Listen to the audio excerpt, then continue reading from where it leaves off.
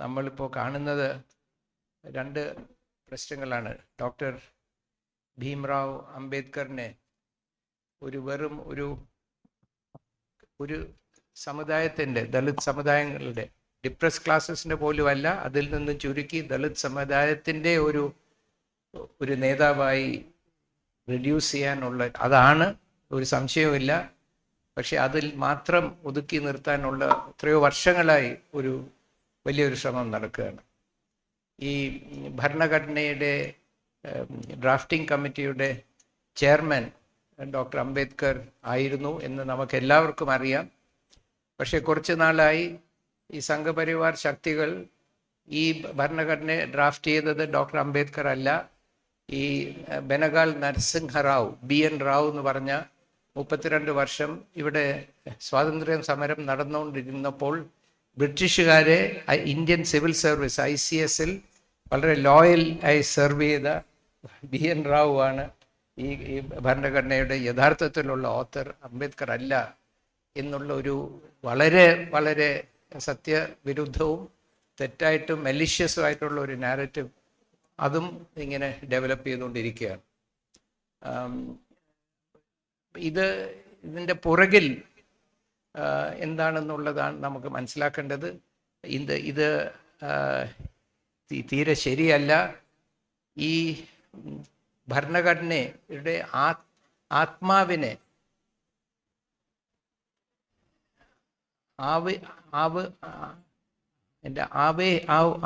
ആവോഹനം എന്നല്ലേ പറയുന്നത്, ആവോഹിക്കുക, അതായത് ഈ സ്പിരിറ്റ് കൊണ്ടുവരിക, ആവാഹനം, അതിനെ ആവാഹിച്ച്, ക്ഷമിക്കണം, ഞാൻ എൻ്റെ മലയാളം എല്ലാവരെയും പോലെ അത്ര ശക്തമല്ല. ഞാൻ കുറേ കാലം ഇപ്പോഴും നാഷണൽ ലെവലിലും ഡൽഹിയിലും ഒക്കെ വർക്ക് ചെയ്യുന്ന ആളാണ്. അപ്പോൾ ഈ വെറും ഒരു സാധാരണ കോൺസ്റ്റിറ്റ്യൂഷൻ ആയി മിസ്റ്റർ റാവു കമ്മിറ്റി റിപ്പോർട്ടുകളെല്ലാം കമ്പൈൽ ചെയ്ത്, ഒരു ബ്യൂറോക്രാറ്റ് സാധാരണ ചെയ്യുന്നത് പോലെ കമ്മിറ്റി റിപ്പോർട്ടുകളെല്ലാം എടുത്ത് കമ്പൈൽ ചെയ്ത് ബാക്കിയുള്ള കോൺസ്റ്റിറ്റ്യൂഷൻസിനെ നോക്കി അതിൽ ഉള്ള ചില ഭാഗങ്ങളൊക്കെ ചേർത്ത് ഒരു ഡ്രാഫ്റ്റ് ഉണ്ടാക്കി. ആ ഡ്രാഫ്റ്റ് വെറും ഒരു ജീവനില്ലാത്ത വെറും ഒരു ബ്യൂറോക്രാറ്റിക് ഡോക്യുമെൻ്റ് ആയിരുന്നു.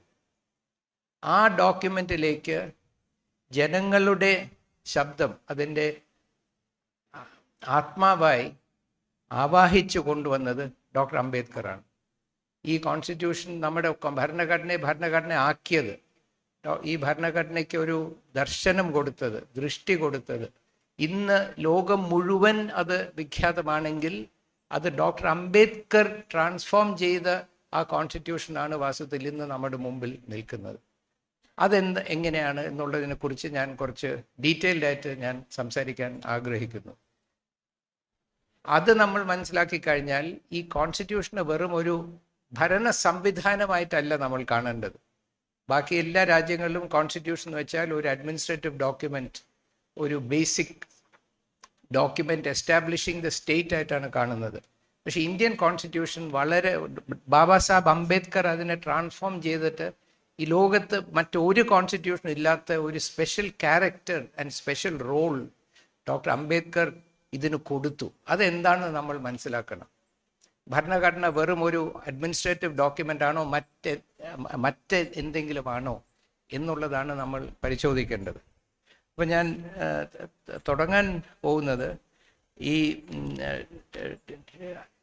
മിസ്റ്റർ ബനഗാൾ നരസിംഹറാവു തയ്യാറാക്കിയ ഡ്രാഫ്റ്റാണ്. അത് വെച്ചിട്ടാണ് ഞാൻ തുടങ്ങാൻ പോകുന്നത്. അത് 35 വാക്കുകളുള്ളൊരു ഡ്രാഫ്റ്റാണ്. ആ ഡ്രാഫ്റ്റ് പറയുന്നത് ഇങ്ങനെയാണ്: we the people of India. അത് അമേരിക്കയിൽ നിന്ന് എടുത്ത ലാംഗ്വേജാണ്. We the people of the United States എന്ന് പറയുന്ന പോലെ we the people of India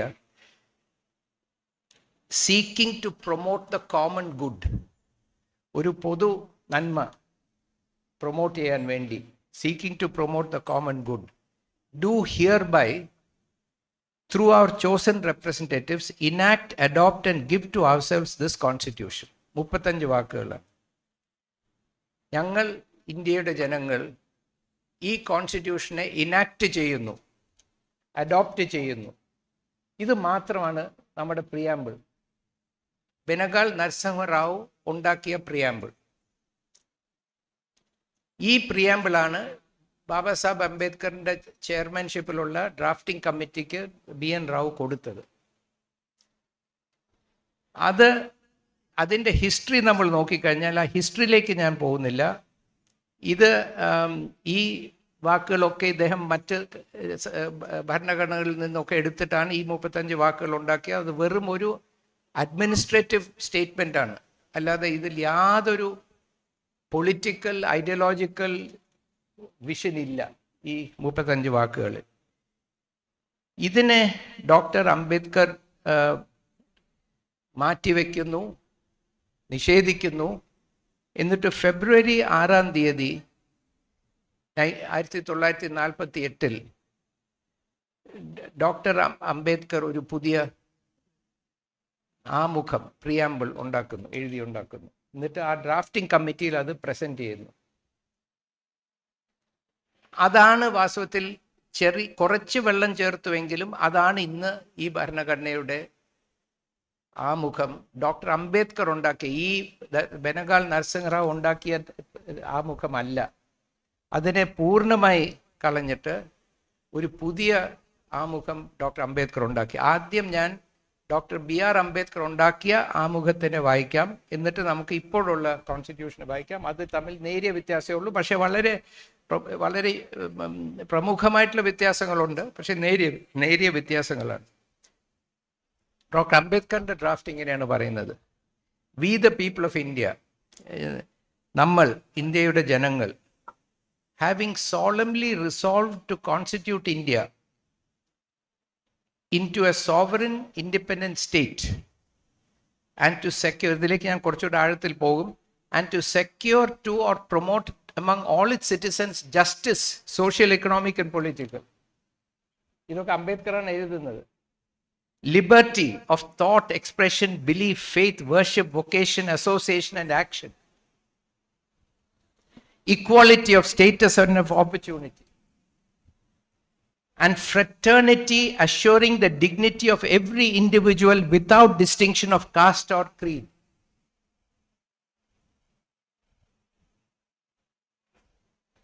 Do hereby adopt, enact and give to ourselves this constitution. ഒന്ന് ആലോചിച്ച് നോക്കുന്നതിന്റെ വ്യത്യാസം. ഇതില്ലെങ്കിൽ, ഈ ബെനഗാൾ നരസിംഹറാവു എഴുതിയ ആമുഖമാണെങ്കിൽ, ഈ കോൺസ്റ്റിറ്റ്യൂഷൻ യാതൊരു ആത്മാവോ ഒരു സങ്കല്പമോ ഒരു വിഷനോ ഒന്നുമില്ലാത്ത ഒരു വെറും അഡ്മിനിസ്ട്രേറ്റീവ് ഡോക്യുമെൻ്റ് ആയിരുന്നു. ഇതിൽ ഇദ്ദേഹം കൊണ്ടുവരുന്നു, അവിടെ നിന്നാണ് and to secure to promote among all its citizens justice, social, economic and political, liberty of thought expression. ഇതെല്ലാം ഞാൻ വായിച്ചതുപോലെ ഡോക്ടർ അംബേദ്കർ കൊണ്ടുവരുന്നു. ഈ ഇപ്പോഴുള്ള കോൺസ്റ്റിറ്റ്യൂഷനിൽ ഈ without distinction of caste or creed, അതായത് ജാതി മതഭേദമില്ലാതെ എന്നുള്ളത് ഡ്രോപ്പ് ചെയ്തു, പ്രിയാമ്പിൽ നിന്ന് ഡ്രോപ്പ് ചെയ്തു. ഇന്ന് അതിനേക്കാളും പ്രസക്തമുള്ള രണ്ട് വിഷയങ്ങൾ ഇന്ന് ഈ രാജ്യത്ത് ഇല്ല.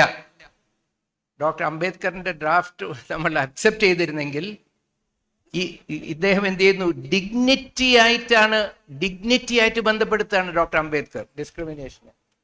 ജാതിയുടെയോ മതത്തിൻ്റെയോ പേരിലും ആരുടെയും സ്വാഭിമാനത്തിനെ ലംഘിക്കാൻ പാടില്ല എന്നുള്ള സങ്കല്പമാണ് ഡോക്ടർ അംബേദ്കർ മുന്നോട്ട് വെക്കുന്നത്. വെറും വിവേചനം പാടില്ല എന്നല്ല, ജാതിയുടെ മതത്തിൻ്റെയോ പേരിൽ ആരുടെയും സ്വാഭിമാനത്തിനെ തൊടാൻ പാടില്ല എന്നുള്ളൊരു കോൺസെപ്റ്റാണ് ഡോക്ടർ അംബേദ്കർ മുന്നോട്ട് വെച്ചത്. അതിൽ ഈ കോൺസ്റ്റിറ്റ്യൂവൻ്റ് അസംബ്ലി വെള്ളം ചേർത്തു. ബാക്കിയുള്ളതും സ്വീകരിക്കാൻ അവർ സന്തോഷപൂർവ്വം സ്വീകരിച്ചു എന്ന് പറയാൻ ബുദ്ധിമുട്ടാണ്, പക്ഷേ ഇതിനെ നിരസിക്കാൻ അവർക്ക് ഒരു ഓപ്ഷൻ ഇല്ലായിരുന്നു. പക്ഷെ ഇതിൽ പിന്നെ ഈ ഡ്രാഫ്റ്റിംഗ് കമ്മിറ്റി ഫെബ്രുവരി 6-ാം തീയതി ഡോക്ടർ അംബേദ്കർ ഇത് അവതരിപ്പിക്കുന്നു. 9 മുതൽ 13 വരെ 1948 21 ഇത് ഡിസ്കസ് ചെയ്യുന്നു, എന്നിട്ട് അത് ഫൈനലൈസ് ചെയ്യുന്നു. ഇതിൽ നമുക്കറിയാം സോഷ്യലിസ്റ്റ്, സെക്യുലർ സോഷ്യലിസ്റ്റ് എന്നുള്ള വാക്കുകൾ ഇതിൽ ഇല്ലായിരുന്നു. കാരണം അത് അണ്ടർസ്റ്റുഡാണ്. സെക്യുലർ സോഷ്യലിസ്റ്റ് അത് പറയേണ്ട ആവശ്യമില്ല. സോവറിൻ എന്നുള്ളത് വളരെ ഇമ്പോർട്ടൻ്റ് ആണ്, ഡെമോക്രാറ്റിക് എന്നുള്ളത് വളരെ ഇമ്പോർട്ടൻ്റ് ആണ്. സെക്യുലർ സോഷ്യലിസ്റ്റ് എന്ന് പറയുന്നത് എല്ലാ കോൺസ്റ്റിറ്റ്യൂഷൻ്റെ എത്രയോ പ്രൊവിഷൻസിലുണ്ട്. അതുകൊണ്ട് അത് പറഞ്ഞില്ല. അത് പിന്നെ 1976 അത് ഒരു അമെൻമെൻറ്റിലൂടെ അത് കൊണ്ടുവന്നതാണ്, നമുക്ക് എല്ലാവർക്കും അറിയാവുന്നതാണ്. പക്ഷെ അത് നമ്മൾ അഡോപ്റ്റ് ചെയ്തു. ഇതാണ് നവംബർ 26 1949 അംബേദ്കറിൻ്റെ കോൺസ്റ്റിറ്റ്യൂഷനിലാണ് നമ്മൾ അംബേദ്കറിൻ്റെ ആമുഖമാണ് ഇന്ന് ഭരണഘടനയുടെ ആമുഖം. നരസിംഹറാവുവിൻ്റെ ആമുഖമല്ല. ആ ആമുഖമാണ് ഞാൻ പറഞ്ഞതുപോലെ ഈ ഭരണഘടനയ്ക്ക് ഒരു ആത്മാവും ഒരു ദൃഷ്ടിയും ദിശയും കൊടുക്കുന്നത്. ഇതില്ലാതെ ഈ കോൺസ്റ്റിറ്റ്യൂഷന് ഒരു ഡയറക്ഷൻ ഇല്ലാതെ, ഒരു ദിശയില്ലാതെ വെറുതെ കുറേ നിയമങ്ങൾ മാത്രം ആയിരുന്നേനെ. പക്ഷെ ഇതിൽ അതുകൊണ്ട് ഡോക്ടർ അംബേദ്കറാണ് സ്വാഭിമാനം എന്നുള്ളൊരു കോൺസെപ്റ്റ് കോൺസ്റ്റിറ്റ്യൂഷനിൽ കൊണ്ടുവരുന്നതും ഡോക്ടർ അംബേദ്കറാണ്. ഈ സ്വാഭിമാനം, സമത്വം, സാഹോദര്യം, സ്വാതന്ത്ര്യം എന്നുള്ള ഈ 4 കോൺസെപ്റ്റ്സിനെ ആമുഖത്തിലേക്ക് ഇദ്ദേഹം കൊണ്ടുവരുന്നു. പക്ഷേ ഇതിൽ വളരെ ആരും ശ്രദ്ധിക്കാത്ത മറ്റൊരു വളരെ വളരെ സുപ്രധാനമായിട്ടുള്ള ഒരു മാറ്റം ഡോക്ടർ അംബേദ്കർ അദ്ദേഹത്തിൻ്റെ ആമുഖത്തിൽ കൊണ്ടുവന്നു. അത് ലോകത്ത് മറ്റൊരു ഭരണഘടനയിലും ഉണ്ടായിട്ടില്ല.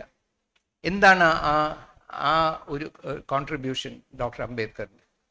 ഡോക്ടർ അംബേദ്കറിൻ്റെ ഭാഷയും ഈ ബെനഗാൾ നരസിംഹറാവുവിൻ്റെ ഭാഷയും തമ്മിൽ നമ്മൾ കമ്പയർ ചെയ്താൽ ഒരു വലിയൊരു വ്യത്യാസം. ബെനഗാൾ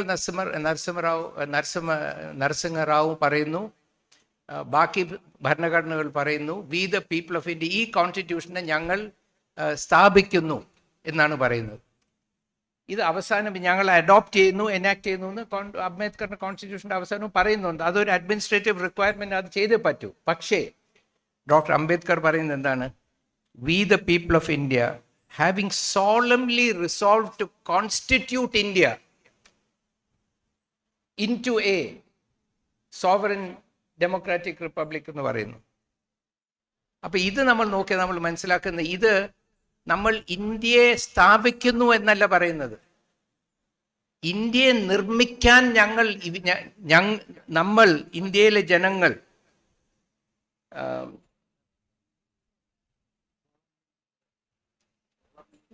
അതെ ഉറപ്പാക്കുന്നതിനും അവർക്ക്, ഞാൻ മലയാളം ഭാഷ നോക്കുകയാണ്, രാഷ്ട്രത്തിൽ ഐക്യവും സാഹോദര്യം എല്ലാവരും വളർത്തുന്നതിൽ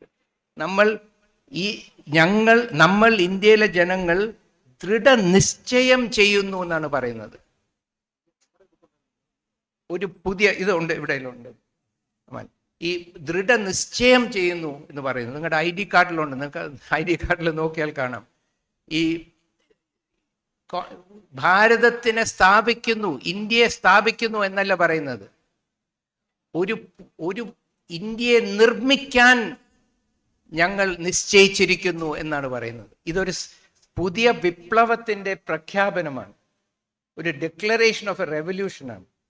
V the people of India having solemnly resolved to constitute India. Constitute എന്നുള്ള വാക്കിൻ്റെ അർത്ഥം ക്രിയേറ്റ് എന്നാണ്, നിർമ്മിക്കുക എന്നുള്ളതാണ്. അപ്പോൾ ഈ കോൺസ്റ്റിറ്റ്യൂഷൻ ഓഫ് ഇന്ത്യ എന്ന് പറഞ്ഞാൽ വാസ്തവത്തിൽ ഡോക്ടർ അംബേദ്കറിന്റെ പ്രിയാമ്പിൾ വെച്ച് നോക്കിക്കഴിഞ്ഞാൽ ദ ക്രിയേഷൻ ഓഫ് ഇന്ത്യ എന്നാണ്. The creation of India. എന്ത് ഇന്ത്യ? ഇപ്പോഴില്ലാത്ത ഒരു ഇന്ത്യ. എന്തിന്ത്യ? സ്വാതന്ത്ര്യവും സമത്വവും സ്വാഭിമാനവും സാഹോദര്യവുമുള്ള ഒരു ഇന്ത്യ. ഇന്നില്ലാത്ത ഒരു ഇന്ത്യ. ഉള്ളൊരു കാര്യത്തിനെ നമുക്ക് നിർമ്മിക്കേണ്ട ആവശ്യമില്ലല്ലോ. അപ്പൊ ഈ ഭരണഘടന ഒരു പ്രഖ്യാപനമാണ്, ഒരു വലിയൊരു വിപ്ലവ പ്രഖ്യാപനമാണ് ഈ ഭരണഘടന, ദ പ്രിയാമ്പിൾ. ആ we the people of India have decided to create a new India എന്ന് പറയുന്ന ഡോക്ടർ അംബേദ്കർ ആണ് പറയുന്നത്. റാവു അത് പറഞ്ഞിട്ടില്ല.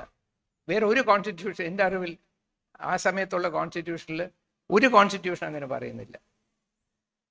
അപ്പൊ അങ്ങനെയാണെങ്കിൽ 2 കാര്യങ്ങൾ നമ്മൾ മനസ്സിലാക്കണം. ഒന്ന്, article 1 India that is Bharat. അപ്പൊ ആദ്യം പറയുന്നു we the people of India. ആ ഇന്ത്യ ഏതാണ്? ആ ഇന്ത്യ 1947 ഓഗസ്റ്റ് 15 നമ്മൾ പ്രഖ്യാപിച്ചതും British parliament independence of India ആക്ടിൽ പ്രഖ്യാപിച്ച ഈ ലോകം റെക്കഗ്നൈസ് ചെയ്യുന്ന ഒരു രാജ്യം, ഒരു ഇൻഡിപെൻഡൻറ്റ് കൺട്രി.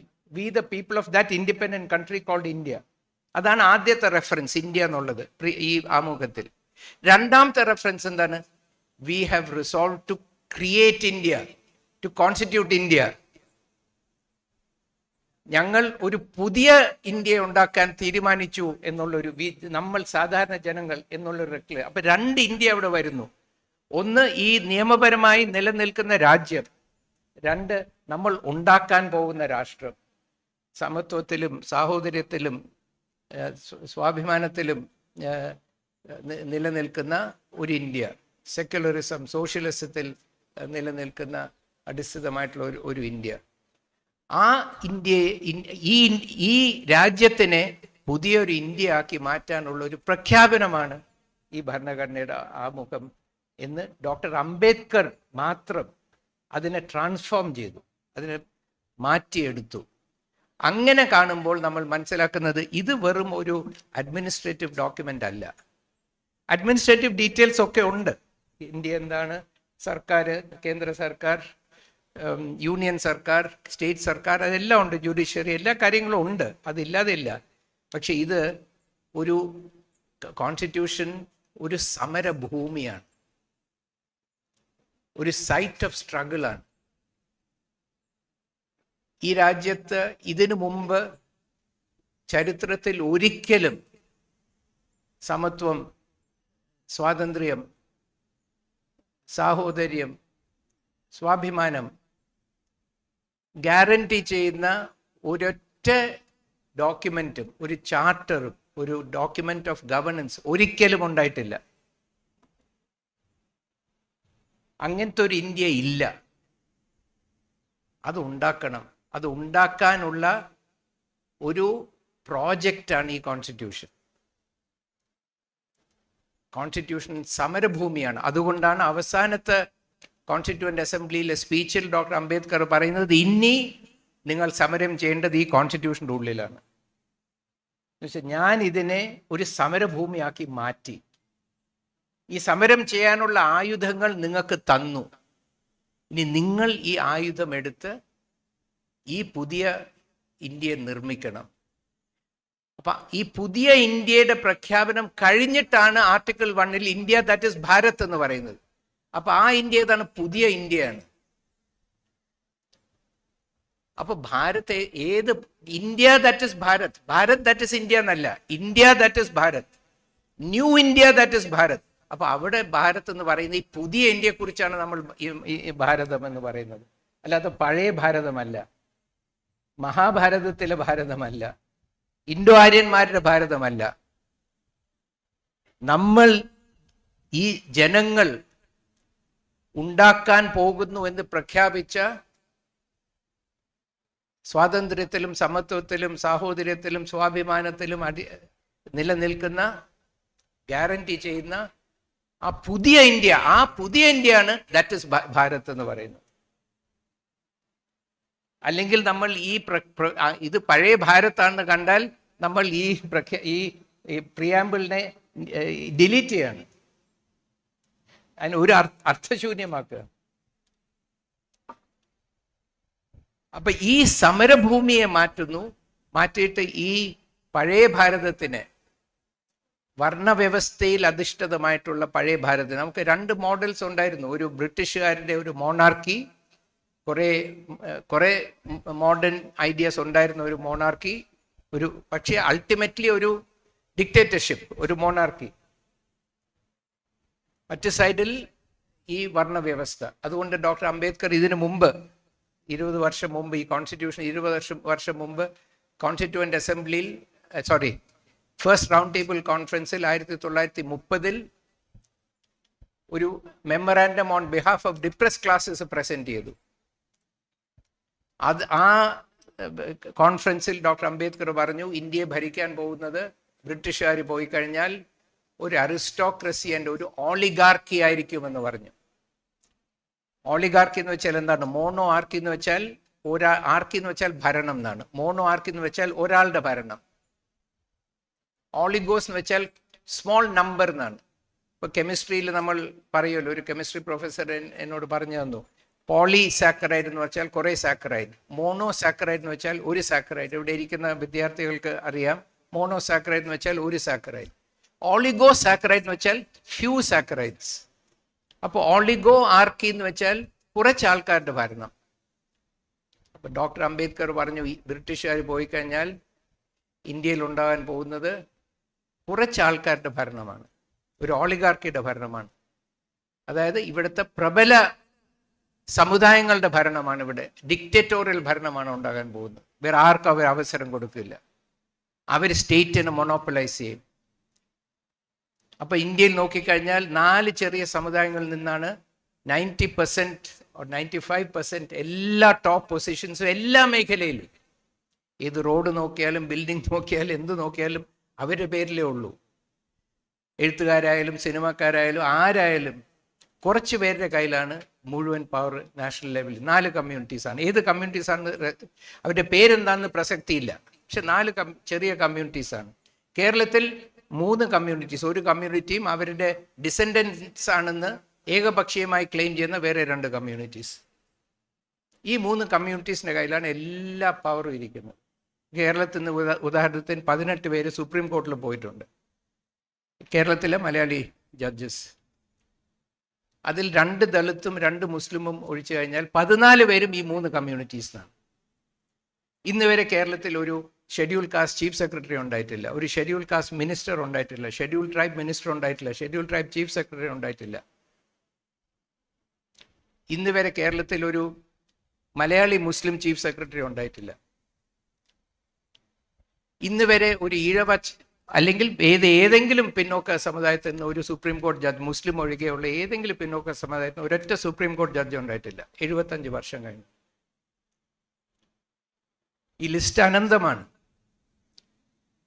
അതുകൊണ്ടാണ് അംബേദ്കർ പറഞ്ഞത്, ഞാൻ വളരെ വളരെ മനോഹരമായിട്ടുള്ള ഒരു പ്ലേ ആ പാർട്ടിസിപ്പൻസ്, ഇവിടെ വരുന്ന കുറച്ച് പാർട്ടിസിപ്പൻസ് 2 ദിവസത്തിനുള്ളിൽ പ്രിപ്പയർ ചെയ്ത് ഞാനത് കണ്ടു. വളരെ വളരെ മനോഹരമായിട്ടുള്ള ഒരു പ്ലേ ആണ്. അതിൽ ഡോക്ടർ അംബേദ്കറിൻ്റെ വാക്കുകൾ അവർ റെക്കോർഡ് ചെയ്ത് പ്ലേ ബാക്ക് ചെയ്തു. ഡോക്ടർ അംബേദ്കർ പറഞ്ഞു, ഞങ്ങൾക്ക് വേണ്ടത് ഡിപ്രസ് ക്ലാസ്സസിന് സ്ട്രാറ്റജിക് പൊസിഷൻസ് വേണമെന്ന് പറഞ്ഞു. ഇമ്പോർട്ടൻറ്റ് പൊസിഷൻസ് വേണം, സ്ട്രാറ്റജിക് പൊസിഷൻസ് വേണം. അല്ലാതെ ഒരു പുതിയ പാർലമെന്റ് ബിൽഡിംഗ് ഉണ്ടാക്കുമ്പോൾ അതിൻ്റെ ഇനോഗ്രേഷനിൽ ആവശ്യമില്ല എന്ന് വരാൻ പറ്റില്ല എന്ന് പറയുന്ന ഒരു രാഷ്ട്രപതിയെ നമുക്ക് തന്നിട്ട്, ആ രാഷ്ട്രപതിയോട് നമുക്ക് എല്ലാവർക്കും വളരെ സ്നേഹവും വളരെ ബഹുമാനവും. അവർ വളരെ വളരെ വളരെ ഒരു ഗ്രേറ്റ് ലേഡിയാണ്, ഒരു സംശയവുമില്ല. ഒരുപാട് അവരുടെ ആ ഡിഗ്നിറ്റിയും അവരുടെ ആ വേദനയും, ഞാൻ ഏതോ ഒരു ആൾക്ക് അവർ അവാർഡ് കൊടുക്കും അവർ കരയാൻ തുടങ്ങി. രാഷ്ട്രപതി വളരെ മനുഷ്യത്വവും സ്നേഹമുള്ളൊരു വനിതയാണ്. പക്ഷെ അവർക്ക് കിട്ടിയത് സ്ട്രാറ്റജിക് പൊസിഷനാണോ? ഇമ്പോർട്ടൻറ്റ് പൊസിഷനാണ്, സ്ട്രാറ്റജിക് പൊസിഷൻ വേണം എന്നാണ് ഡോക്ടർ അംബേദ്കർ പറഞ്ഞത്. അതുകൊണ്ട് ഡോക്ടർ അംബേദ്കർ 1930 മുതൽ പറഞ്ഞു, നമുക്ക് പ്രാതിനിധ്യ ജനാധിപത്യം വേണം. എല്ലാ കമ്മ്യൂണിറ്റീസിനും due and adequate representation. Due എന്നുള്ളത് മാറ്റി നമ്മുടെ കോൺസ്റ്റിറ്റ്യൂഷൻ ലാംഗ്വേജിൽ, പക്ഷെ ഡോക്ടർ അംബേദ്കർ ഡിമാൻഡ് ചെയ്തത് ഡ്യൂ ആൻഡ് ആഡിക്വറ്റ്, ആനുപാതികമായ മതിയായ പ്രാതിനിധ്യം എല്ലാ സമുദായങ്ങൾക്കും വേണം. Strategic positions, power, ability to lead, opportunity lead, ആരുടെയും കുത്തകയാകരുത്, എല്ലാവർക്കും അവസരം വേണം. എന്നാലേ ഇവിടെ ജനാധിപത്യത്തിൻ്റെ ആദ്യത്തെ ചുവടിൽ നമ്മൾ എത്തൂ എന്ന് അദ്ദേഹം പറഞ്ഞു. അത് 75 വർഷം കഴിഞ്ഞിട്ടും സ്ട്രാറ്റജിക് പൊസിഷൻസ് ഈ കുറച്ച് കമ്മ്യൂണിറ്റീസിൻ്റെ കയ്യിലാണ്. ഞാൻ ആ കമ്മ്യൂണിറ്റീസിൻ്റെ പേരെടുത്ത് പറയാത്തത്, അത് എ ആണോ ബി ആണോ എന്ന് നമുക്ക് ഇൻട്രസ്റ്റ് ഇല്ല. ഒരു കമ്മ്യൂണിറ്റീസും ഈ കുത്തക പാടില്ല. ആരും ആയിക്കോട്ടെ, ഒരു കുത്തകയും പാടില്ല. എല്ലാവർക്കും അവസരം വേണം, എല്ലാവർക്കും പവർ ഷെയറിങ് വേണം. ആദ്യത്തെ ട്രാൻസ്ഫർ ഓഫ് പവർ ബ്രിട്ടീഷിൽ നിന്നും ഈ ഓളിഗാർക്കിയിലേക്കായിരുന്നു. ഇനി രണ്ടാമത്തെ ട്രാൻസ്ഫർ ഓഫ് പവർ വേണ്ടത് ഓളിഗാർക്കിയിൽ നിന്നും സാധാരണ വി ദ പീപ്പിളിലേക്കാണ് ഒരു ട്രാൻസ്ഫർ ഓഫ് പവർ വേണ്ടത്. ആ സെക്കൻഡ് ട്രാൻസ്ഫർ ഓഫ് പവർ നടക്കുന്നില്ല, തടഞ്ഞു വെച്ചിരിക്കുകയാണ്. റിസർവേഷൻ അട്ടിമറിക്കാൻ. റിസർവേഷൻ വെച്ച് എന്താണ്? ട്രാൻസ്ഫർ ഓഫ് പവർ ആണ്. ട്രാൻസ്ഫർ ഓഫ് പവറാണ്. അല്ലാതെ അത് ദാരിദ്ര്യമോ വിവേചനമോ പാസ്റ്റ് ഡിസ്ക്രിമിനേഷനോ ആയിട്ട് യാതൊരു ബന്ധവുമില്ല. ട്രാൻസ്ഫർ ഓഫ് പവറാണ്. ആ ട്രാൻസ്ഫർ ഓഫ് പവറിനെ തടഞ്ഞു വെച്ചിരിക്കുകയാണ്. അപ്പോൾ ഡോക്ടർ അംബേദ്കർ പറഞ്ഞു ഇതൊരു സമര പ്രഖ്യാപനമാണ്, ഒരു പുതിയ ഇന്ത്യ നിർമ്മിക്കാനുള്ളൊരു സമര പ്രഖ്യാപനമാണ്. എല്ലാ കമ്മ്യൂണിറ്റീസിനും എല്ലാ സമുദായങ്ങൾക്കും മതിയായ ആനുപാതികമായ പവറിൽ ഷെയറുള്ള, സ്ട്രാറ്റജിക് പൊസിഷൻസിൻ്റെ ഷെയറുള്ള ഒരു ജനാധിപത്യ ഇന്ത്യ. ആ ഇന്ത്യയിൽ അവിടെയാണ് നമ്മൾ ആദ്യം ഡെമോക്രസി തുടങ്ങാൻ പോകുന്നത്. അങ്ങനത്തെ ഒരു ഭരണകൂടമാണ്.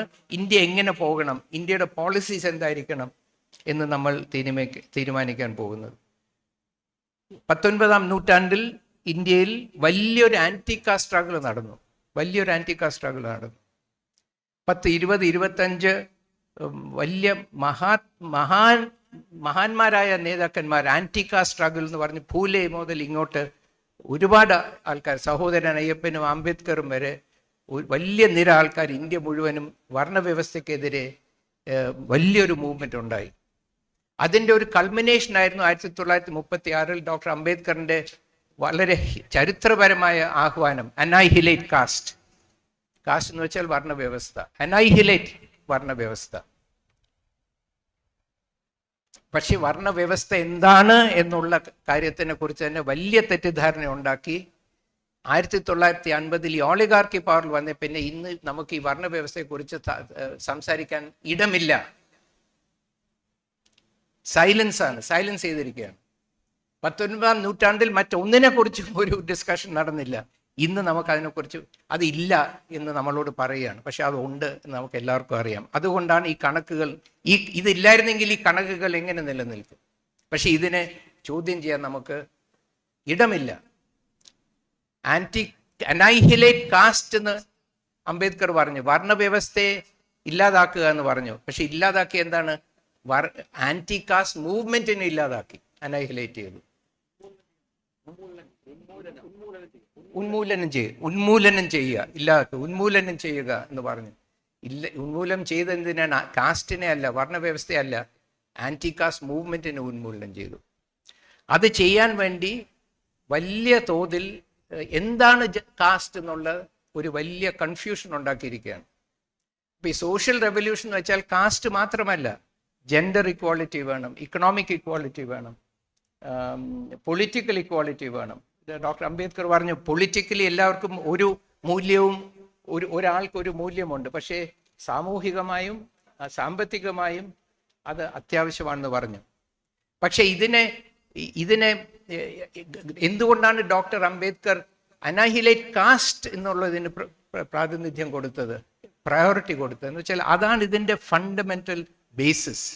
ഇവിടുത്തെ ഇനീക്വാളിറ്റിയുടെയും ഇവിടുത്തെ ദാരിദ്ര്യത്തിൻ്റെയൊക്കെ ഫണ്ടമെൻ്റൽ ബേസിസ് ഈ വർണ്ണവ്യവസ്ഥയാണ്. എന്താണ് വർണ്ണവ്യവസ്ഥ എന്ന് 2-3 വാക്കുകളോട് ഡോക്ടർ അംബേദ്കറിൽ നിന്നും ഞാൻ മനസ്സിലാക്കി പറയാൻ ആഗ്രഹിക്കുന്നു. അതിൻ്റെ ബാക്ക്ഗ്രൗണ്ടിലാണ് ഇദ്ദേഹം, ഈ ഡോക്ടർ അംബേദ്കർ ഈ ഭരണഘടനയെ ആമുഖത്തിൽ ഒരു പുതിയ സമര പ്രഖ്യാപനം നടത്തിയത്. ഈ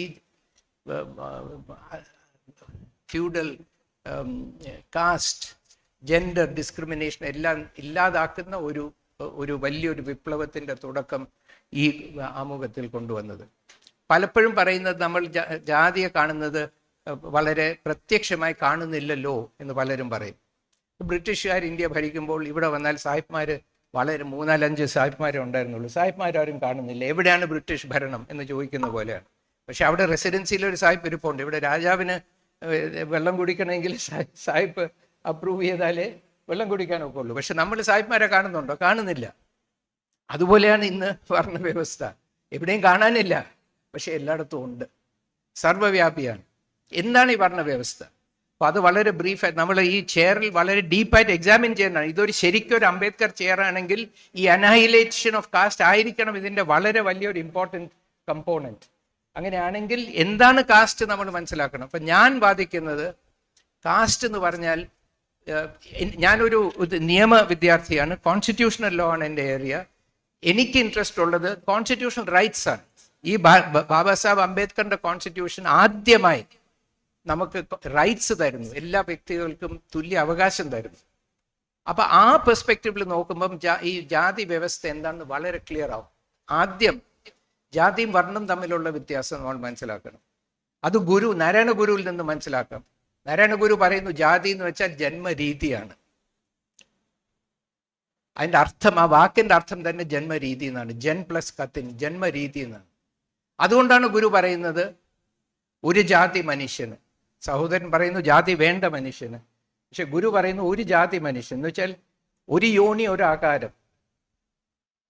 എല്ലാ മനുഷ്യരും ഈ ലോകത്തുള്ളവരെ ഒരു യോനിയിൽ നിന്നും ഒരു ആകാരത്തിൽ ജനിക്കുന്നു, ഒരു ജന്മരീതിയിൽ ജനിക്കുന്നു. പശുക്കൾ ഒരു ജന്മരീതിയിൽ ജനിക്കുന്നു. ഗോത്വം മനുഷ്യത്വം എന്ന് ഗുരു എക്സ്പ്ലെയിൻ ചെയ്യുന്നു. അതുകൊണ്ട് ഗുരു പറയുന്നു നമ്മളെല്ലാവരും ഒരു സ്പീഷീസാണ്. ലോകത്തുള്ള എല്ലാ മനുഷ്യരും യോനിയിൽ നിന്ന് ഒരു ആകാരത്തിൽ ജനിക്കുന്നു. അല്ലാതെ ചില മനുഷ്യർ അങ്ങനെയും ചില മനുഷ്യർ അച്ഛൻ മുട്ടയിട്ട് മുട്ട വിരിഞ്ഞല്ലല്ലോ ഉണ്ടാകുന്നത്. എല്ലാ മനുഷ്യരും ഒരു ജന്മരീതിയിൽ കൂടി ജനിക്കുന്നു. നമ്മൾ ഒരു സ്പീഷീസാണ്. എന്നിട്ട് ഗുരു പറയുന്നു ഇത് അറിഞ്ഞൂടാത്ത എല്ലാ മനുഷ്യർക്കും ഒരു ജന്മരീതിയേ ഉള്ളൂ, അതായത് നമ്മൾ ഒരു സ്പീഷീസാണ് എന്ന് അറിഞ്ഞുകൂടാത്ത ഈ ലോകത്ത് കോപ്പിന് ആരുമില്ല, ഈ ബ്രാഹ്മണാദികൾ ഒഴികെ. ആ കഷ്ടം എന്ന് ഗുരു പറയുന്നു. കാരണം എന്താണ്? ബ്രാഹ്മണാദികൾ വിശ്വസിക്കുന്നത് 4 ജന്മരീതികളുണ്ടെന്നാണ്. തലയെന്നും തോളിന്നും തൊടയെന്നും കാലെന്നും 4 ജന്മരീതികളുണ്ട്, 4 സ്പീഷീസ് ഉണ്ട്. ഇതിൽ 4 നിന്ന് വരാത്ത ബഹുഭൂരിപക്ഷമായ നമ്മൾ മൃതവസ്തുക്കളാണ്. നമുക്ക് ജന്മമില്ല, ജന്മരീതിയില്ല. ഇത് തെറ്റാണ് എന്ന് പറയുന്നു. ഇപ്പൊ ജാതി എന്ന് വെച്ചാൽ ജാതി ഉണ്ടാവുന്നത് ഋഗ്വേദത്തിന്റെ പുരുഷ സൂക്തത്തിൽ 4 ജന്മരീതികൾ എവിടെ പറയുന്നു. ജാതി എന്നുള്ള വാക്ക് അതിൽ പറയുന്നില്ല. പക്ഷെ ജാതി ജന്മരീതി ആയതുകൊണ്ട് 4 ജന്മരീതികൾ ഉള്ളപ്പോൾ 4 ജാതി ഉണ്ടെന്നുള്ള സങ്കല്പം അവിടെ നിന്ന് വരുന്നു. ആ ജാതികളുടെ അധികാരത്തിൻ്റെയും അതിൻ്റെ ശ്രേണീകരണത്തിനെയും വിവരിക്കുന്ന വിവരണമാണ്, വർണ്ണനമാണ് വർണ്ണം. അത് ശ്രുതിയിലല്ല, സ്മൃതികളിലും ബാക്കി ശാസ്ത്രങ്ങളിലൊക്കെ അതിനെ വർണ്ണിക്കുന്നു പല രീതിയിലും. ആര് വർണ്ണിക്കുന്നു? ഇതിന് ബെനിഫിറ്റ് ചെയ്യുന്ന ആൾക്കാർ പറയുന്നു ഞാൻ ബ്രാഹ്മണനാണ്, ഞാൻ അതാണ്. പക്ഷെ ഇതിൻ്റെ അറ്റ് ദ ഹാർട്ട് എന്താണ്? അറ്റ് ദ ഹാർട്ട് ഈ വ്യവസ്ഥ എന്ത് ചെയ്യുന്നു?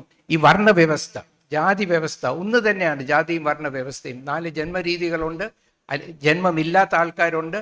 ഇതിനെ എടുത്തിട്ട് ഒരു സിസ്റ്റം ഓഫ് സിറ്റിസൺഷിപ്പ് ആക്കി മാറ്റുകയാണ്. അതാണ് from a constitutional point of view ഞാൻ കാണുന്നത്. ഈ വർണ്ണ വ്യവസ്ഥ ഒരു സിസ്റ്റം ഓഫ് ഗവൺമെന്റ് ആണ്, സിസ്റ്റം ഓഫ് സിറ്റിസൺഷിപ്പ് ആണ്. എങ്ങനെ? ഈ 4 കാറ്റഗറീസിനും different sets of civil, political and economic rights ആണ് കിട്ടുന്നത്. പഠിക്കാനുള്ള അവസരം, എവിടെ താമസിക്കാം, എന്ത് ജീവിക്കാം, എന്ത് ചെയ്യാം, എന്ത് വസ്ത്രം ധരിക്കാം, എവിടെ നടക്കാം, എവിടെ പോകാം, ഇതിനുള്ള civil, political, economic rights categorise ചെയ്യാൻ. കാറ്റഗറി 1-ലാണെങ്കിൽ എല്ലാ റൈറ്റ്സും കിട്ടുന്നു, റൈറ്റ്സ് ഡിഫൈൻ ചെയ്യാനുള്ള അധികാരവും കിട്ടുന്നു. കാറ്റഗറി 2-ലാണെങ്കിൽ മുഴുവൻ കിട്ടുന്നില്ല, കുറച്ചുകൂടെ കുറവ് കിട്ടുന്നു. 3-ലാണെങ്കിൽ കുറച്ചുകൂടെ കുറവ്, 4-ലാണെങ്കിൽ കുറച്ചുകൂടെ കുറവ്, 5-ലാണെങ്കിൽ യാതൊരു റൈറ്റ്സും കിട്ടുന്നില്ല. ഇപ്പോൾ ഒരു ഈഴവ കമ്മ്യൂണിറ്റിയിൽപ്പെട്ട ഒരാൾ ചെത്തു തൊഴിലാളിയാണെന്നിരിക്കട്ടെ. അയാൾ ചെത്തു തൊഴിലായത് അവരുടെ സ്വന്തം കമ്മ്യൂണിറ്റിയുടെ അത് വൊക്കേഷൻ ആയതുകൊണ്ടാണെന്നാണ് നമ്മളോട് പറയുന്നത്. അത് ശരിയല്ല, അസത്യമാണ്. പക്ഷെ അത് അക്സെപ്റ്റ് ചെയ്തിട്ട്, ആർഗ്യുമെന്റ് സേക്ക് അക്സെപ്റ്റ് ചെയ്ത് മാറ്റി വെച്ചാലും ഒരു ചെത്തു തൊഴിലാളിയോട് അയാൾ റോഡിൽ നടക്കാൻ പാടില്ല, പഠിക്കാൻ പാടില്ല, വായിക്കാൻ പാടില്ല, ഇന്ന വസ്ത്രമേ ഇടാൻ പാടുള്ളൂ, കൂലി കിട്ടാൻ പാടില്ല, ഭക്ഷണം കഴിക്കുമ്പോൾ മണ്ണിൽ നിന്നുള്ള കുഴിയിൽ നിന്നേ കഴിക്കാൻ പാടുള്ളൂ. അതും ഈ വൊക്കേഷനായിട്ട് എന്താ ബന്ധം?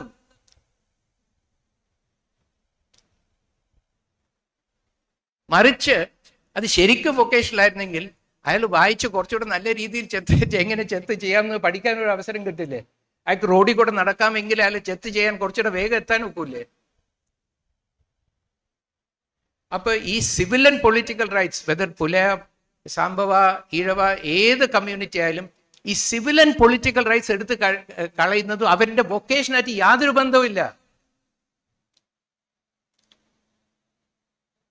അപ്പൊ എനിക്ക് വളരെ സ്പഷ്ടമാണ് as a constitution lawyer, it is a system to give and take away civil, political and economic rights. അതാണ് കാസ്റ്റ് സിസ്റ്റം. അതിനെ ഡോക്ടർ അംബേദ്കർ പൊളിച്ച് കയ്യിൽ കൊടുക്കുകയാണ്. എന്ന് വെച്ചാൽ ഈ വർണ്ണ വ്യവസ്ഥയിൽ 3 പില്ലേഴ്സ്, അടിസ്ഥാന പില്ലേഴ്സ് ഉണ്ട്. ഒന്ന് ഒരു വ്യക്തിക്ക് ഇൻഡിവിജ്വൽ റൈറ്റ്സ് ഇല്ല. 2, നമ്മൾ ജനിക്കുന്ന കുടുംബത്തിൻ്റെ സമുദായത്തിൽ നമ്മൾ മാൻഡേറ്ററിലി മെമ്പേഴ്സ് ആകും ബൈ ബർത്ത്. അവർക്കാർക്കും മാറാൻ പാടില്ല. Compulsory social identity. നമ്പർ 3, ഈ സോഷ്യൽ ഗ്രൂപ്പ്സിനെ 1, 2, 3, 4, 5 ആയിട്ട് കാറ്റഗറൈസ് ചെയ്യാണ്. ഈ 5 കാറ്റഗറീസ് ഓഫ് സിറ്റിസൺഷിപ്പിലേക്ക് സോഷ്യൽ ഗ്രൂപ്പിനാക്കുകയാണ്. പയ്യർ, അയ്യങ്കാർ, നമ്പൂതിരി എന്നൊക്കെ പറഞ്ഞാൽ അതൊരു കമ്മ്യൂണിറ്റീസാണ്. അതിനെ കാറ്റഗറി 1ലേക്ക് കാറ്റഗറൈസ് ചെയ്യുന്നു. ബാക്കി ഈ പറഞ്ഞ കമ്മ്യൂണിറ്റീസിനെല്ലാം 5ലേക്ക് കാറ്റഗറൈസ് ചെയ്യുന്നു. ഈ കാറ്റഗറൈസ് ചെയ്യുന്ന ഒരു പ്രൊസീജിയർ ഇല്ല. ഇത് ചെയ്യുന്നത് ആരെന്നോ ഇപ്പോഴും ചില കമ്മ്യൂണിറ്റീസ് 4 ആണോ 2 ആണോ എന്നൊക്കെ പറഞ്ഞ് വലിയ വിവാദം നടക്കുകയാണ്. ഇതിലൊരു ക്ലാരിറ്റി ഇല്ല. പക്ഷേ ഈ കാറ്റഗറൈസേഷൻ വന്നു കഴിഞ്ഞാൽ ആ കാറ്റഗറിയുടെ civil, political and economic rights മാത്രമേ നമുക്ക് എൻജോയ് ചെയ്യാൻ ഒക്കുള്ളൂ. ആ വ്യവസ്ഥയാണ് ഇന്നും ഇന്ത്യ ഭരിക്കുന്നത്. അതുകൊണ്ടാണ് ഈ കാറ്റഗറി 5ലുള്ള കുട്ടികൾ എന്തിനാണ് അവർ പഠിക്കുന്നത്, എന്തിനാണ് എഞ്ചിനീയേഴ്സ് ആവുന്നത്, എന്തിനാണ് മുഖ്യമന്ത്രി ആവുന്നത്, വല്ല തെങ്ങിൻ്റെ മുകളിലിരുന്നാൽ പോലെ എന്ന് പറയുന്നില്ലേ? എന്ന് വെച്ചാൽ അവർ കാറ്റഗറി 5 ആണ്, അവർക്ക് റൈറ്റ്സ് ഇല്ല. അത് റൈറ്റ്സ് ഉള്ളവർക്കാണ് ആ കാറ്റഗറി. അപ്പോൾ ഈ വർണ്ണവ്യവസ്ഥ എന്ന് പറഞ്ഞാൽ a system of unequal citizenship and unequal ഹ്യൂമാനിറ്റിയാണ്. System of government unequal citizenship ഉള്ള 4-5 കാറ്റഗറീസിനെ ഉണ്ടാക്കുന്ന ഒരു സിസ്റ്റമാണ് വർണ്ണവ്യവസ്ഥ. അപ്പോൾ കോൺസ്റ്റിറ്റ്യൂഷൻ ഇൻഡിവിജ്വൽ ഇതിനെ പൊളിച്ചിട്ട് ഇൻഡിവിജ്വൽ റൈറ്റ്സ് എല്ലാവർക്കും കൊടുക്കുന്നു. ഫ്രീഡം ഓഫ് അസോസിയേഷൻ കൊണ്ടുവരുന്നു. നമ്മൾ ജനിക്കുന്ന കമ്മ്യൂണിറ്റിയിൽ നമ്മൾ മെമ്പർ ആവേണ്ട ഒരു കമ്പൽഷനും ഇല്ല. നമ്മൾ സ്വീകരിക്കുന്ന ഏത് കമ്മ്യൂണിറ്റിയിൽ നമുക്ക് ചേരാം. ഈ കൺവേർഷന്റെ root not only in freedom of religion, freedom of അസോസിയേഷനിലാണ് അതിന്റെ root. You can join any community, not ഒരു കമ്പൽഷനും ഇല്ല. 3, ഈ കാറ്റഗറൈസേഷൻ സിസ്റ്റത്തിന് ഇല്ലാതാക്കി. നിങ്ങൾ ഏത് സമുദായത്തിൽ ജനിച്ചോളൂ, ആ സമുദായത്തിന്റെ കാറ്റഗറി എന്തു ആയിക്കോട്ടെ, നിങ്ങൾക്ക് തുല്യ അവകാശങ്ങളാണുള്ളത്. നിങ്ങൾക്ക് ഒരു സ്പെഷ്യൽ പ്രിവിലേജും ഇല്ല. അങ്ങനെ വരികയാണെങ്കിൽ ഈ സ്ട്രാറ്റജിക് പൊസിഷൻസ് എല്ലാവർക്കും വേണം. ഈ കാറ്റഗറി 1, 2, 3യിലുള്ള ആൾക്കാർക്ക് മാത്രം കിട്ടിയാൽ പോരാ. അവര് എല്ലാം നമുക്ക് ചോദിക്കുന്ന എല്ലാം തരും, പക്ഷെ കസേര തരില്ല. കാരണം നമ്മുടെ കാറ്റഗറിക്ക് കസേര വിധിച്ചിട്ടില്ല. നമ്മളെ ഭരിക്കും അവർ. അപ്പൊ ഈ ഭരണഘടനയും വർണ്ണഘടനയും തമ്മിലുള്ള വലിയൊരു സിവിൽ വാറാണ് ഇപ്പൊ നടക്കുന്നത്. വർണ്ണഘടന പറയുന്നു unequal citizenship, unequal civil, political and economic rights. ഭരണഘടന പറയുന്നു ഈക്വൽ സിറ്റിസൺഷിപ്പ്, ജാതി മതഭേദമില്ലാതെ ഈക്വൽ സിറ്റിസൺഷിപ്പ്. ഈ ഭരണഘടന വിജയിച്ചാൽ വർണ്ണഘടന തകരും. ഭരണഘടന വിജയിക്കണമെങ്കിൽ, നിലനിൽക്കണമെങ്കിൽ ഭരണഘടനയെ തകർക്കണം. ബാബാ സാഹേബ് അംബേദ്കറിന്റെ ഭരണഘടനയെ തകർക്കണം. അതുകൊണ്ടാണ് ഒരു മൂവ്മെന്റ്